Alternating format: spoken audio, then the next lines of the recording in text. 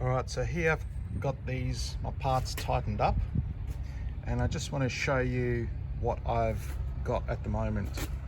So this is my master solenoid, and it has a thing here which is a thread, not a thing, which goes into your backflow valve. It's a one-way valve, and what it ends up doing, I'll show you in a bit.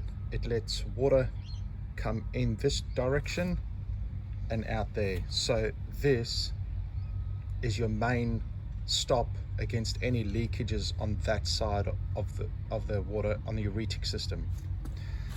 Now, these are the other two solenoids I'll be using, and they'll end up sitting like that.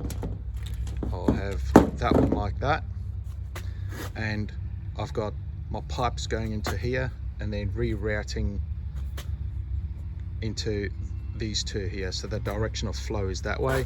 This side I've got a bit of drip line going out of here, and this way I've got my sprinklers going that direction.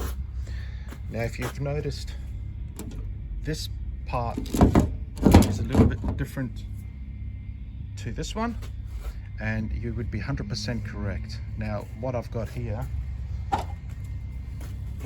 is my elbow would squeeze straight into there and glue into that position there, where on this one it's the same diameter, and I actually need a piece of pipe between there, but it's how I'm going to set it up in the ground to how this is going to work.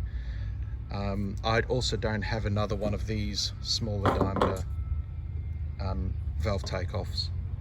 Anyway, that also, when you tighten these things up, be aware of the wires, that they don't get damaged around the top here on the solenoid, as they can quite often get damaged or pull out when you're tightening around here with your spanners and things, or vice, whichever you're using. Just a word of warning.